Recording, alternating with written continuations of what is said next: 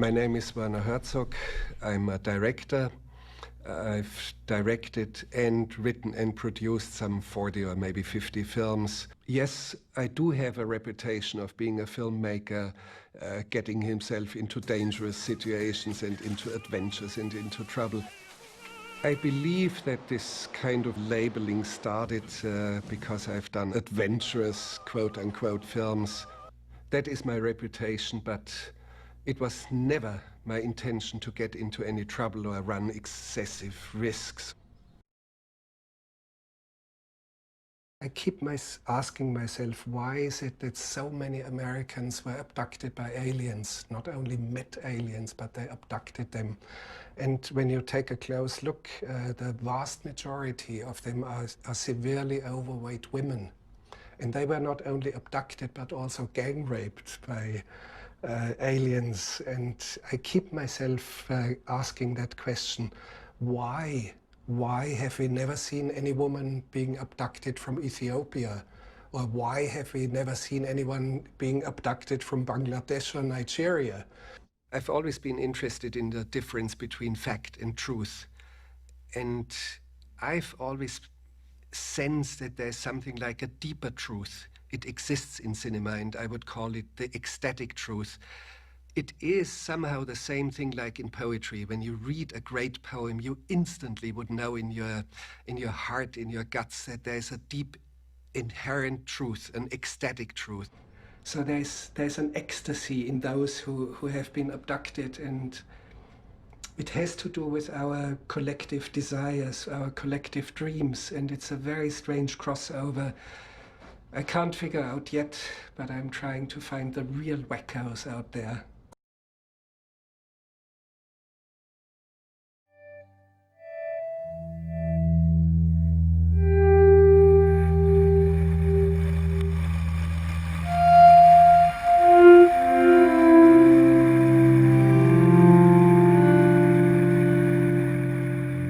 Para poder abordar el tema OVNI, forzosamente tenemos que tener una visión mucho más amplia, partiendo de la base que nosotros nunca investigamos OVNI, sino que investigamos informes de testigos que dicen haber visto OVNI, es decir, el relato de aquel que pasó o atravesó la experiencia.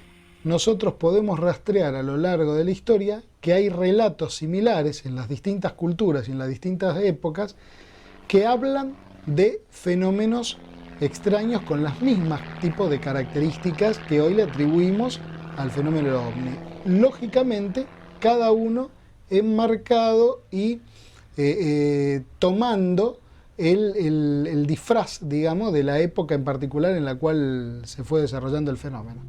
Y los relatos de secuestro y demás están en las historias y en los mitos de todos los pueblos. Siempre vinieron los dioses y secuestraron doncellas, siempre le engendraron hijos, siempre, en el caso bueno, también del chamán, le pusieron cosas en el cuerpo, le sacaron cosas.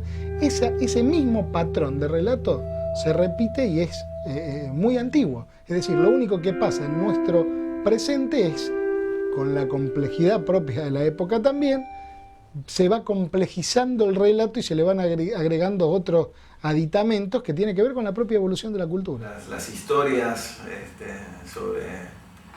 sobre los ovnis tienen una fecha, digamos, casi una fecha mítica de fundación, de aparición de este tema en el mundo.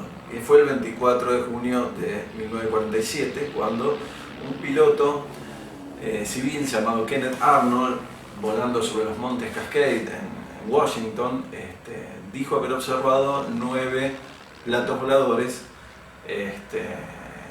que iban a una velocidad increíble que ningún jet de la época, ni siquiera ningún cohete, alcanzaba. Y como ya el cielo lo habíamos despojado hacía mucho tiempo, desde la aparición del racionalismo y del cartesianismo, ya hace mucho tiempo que habíamos desalojado el cielo de dioses, bueno, volvimos a mirar al cielo y aparecieron los platillos voladores de Kenneth Arnold, ¿no?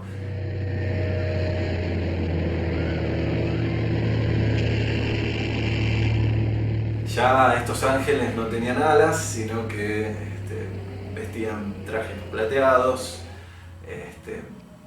no volaban en carros de fuego como en la antigüedad, sino que volaban en naves. We have come to visit you in peace and with goodwill. El relato en sí, más allá de que lo encontramos en la historia, es cierto que en la época actual, digamos, y estamos hablando de principio del siglo XX, se va adornando de contenidos de la ciencia ficción. De hecho, el fenómeno ovni va tomando primero los contenidos, primero aparece en la ciencia ficción y es como que después lo toma el fenómeno ovni y después aparece plasmado dentro de los relatos de testigos. En las películas de ciencia ficción, en las historietas, por supuesto, las continuas apariciones de noticias, ¿no? Los medios de comunicación siempre han jugado un papel sumamente importante, como creo en cualquier proliferación de folclore o de historias mitológicas. En 1954-55 aparece la primera película que muestra un episodio de abducción, que es Invasores de Marte, donde inclusive le ponen al protagonista, le hacen implantes en la nuca, etcétera, etcétera.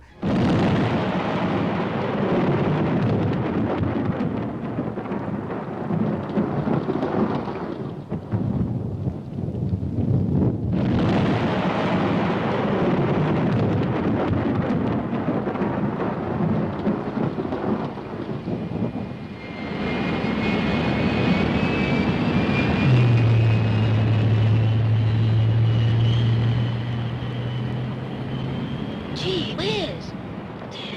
Dad! What is it, son? Something lighted out beyond the trees, in the sand pit. A big bright light. What? Come on, it's out there now. I'll show it.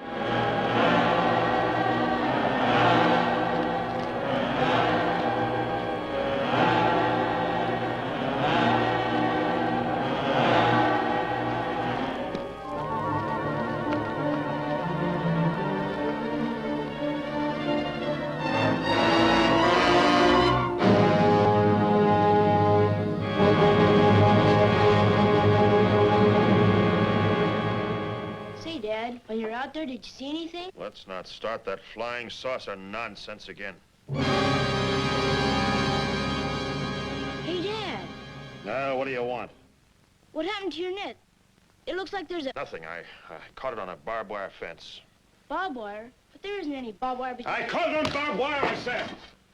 Comienzan estos encuentros del cuarto tipo, como se lo llamó, que son directamente los secuestros por parte de los extraterrestres. Ya directamente se meten en nuestra intimidad y nos llevan a bordo de sus naves, ¿no? Siempre vas a encontrar dentro de los relatos de distintas culturas, aquellas cuestiones que tienen que ver con el encuentro de esta realidad con esa otra realidad más amplia, en cualquiera de sus variaciones, apariciones marianas, duendes, fantasmas, elfos, seres extraterrestres, entes espirituales, siempre va a encontrar principalmente el relato y alguna evidencia física que puede y no puede ser. En los relatos de las iniciaciones chamánicas de distintos grupos y sociedades alrededor del mundo, siempre está la historia de la persona que es llevada, a veces a bordo también, no de nave por supuesto, pero de águilas o de algunos animales totémicos, animales de poder, al otro lado, al otro mundo, donde incluso también operaban, realizaban operaciones, desmembramientos corporales. Por supuesto que todo esto tiene un simbolismo, y luego volvían reestructurados al mundo de lo cotidiano, al mundo actual, donde ya sentían que podían quizás curar, ¿no? Por imposición de manos, o quizás tenían una relación nueva con la naturaleza que antes no tenían. La abducción tiene un esquema de relato que se va repitiendo y no va variando, básicamente, tiene una misma estructura de relato. En primer lugar, sí, está la captura. También en los relatos indígenas existía esto, ¿no? Los espíritus de los antepasados se llevaban a la persona. Aparece el examen. Generalmente el relato típico es en una camilla, donde son visitados por seres de una apariencia extraña, que realizan operaciones quirúrgicas, Bueno, antiguamente se lo llevaba a los chamanes aprendices a una caverna de forma curiosamente también redondeada, luminosa por todos lados. Siempre el tema de la luz y el brillo es en todas las culturas metáfora del alma y es metáfora de la trascendencia.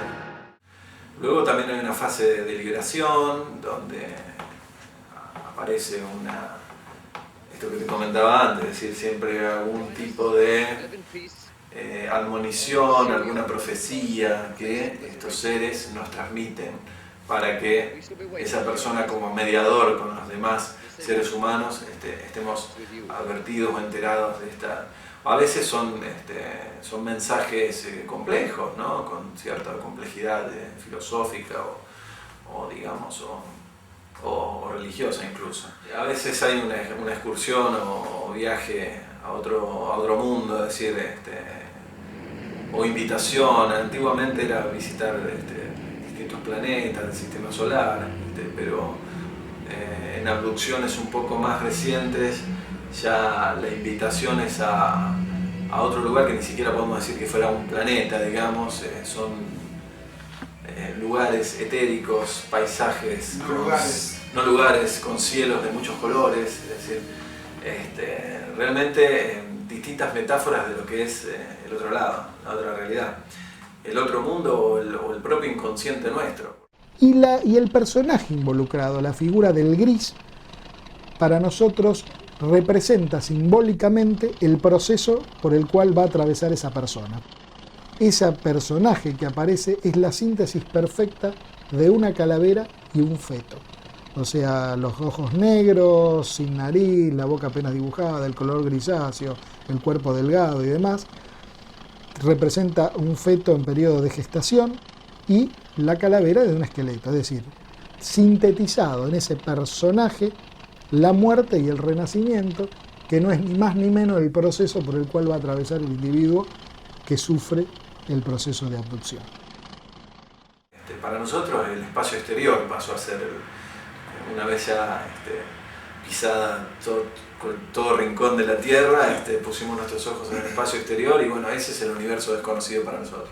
Pero en realidad el espacio exterior está escondiendo siempre el espacio interior, digamos, la metáfora del inconsciente, que no es un lugar el inconsciente, ni es una cosa, no se puede reificar, es una abstracción total y bueno, generalmente necesitamos establecerlo en algún lugar. ¿Qué dice el testigo de un caso de abducción? Son básicamente las mismas palabras que encontramos en una persona que tuvo una experiencia de estado no ordinario de conciencia. Más real que la realidad, lo que vive, no se puede contar con palabras, moviliza a nivel de lo emocional. Es el mismo fenómeno que varía y toma otra forma de acuerdo a la época, de acuerdo a las circunstancias y de acuerdo a la historia personal del sujeto. Con el avance del tiempo y los años ya no fue necesario esto. Directamente hoy el fenómeno ovni ha sido desplazado directamente por temas New Age, que directamente ya sin máscaras, sin una máscara tecnológica o material,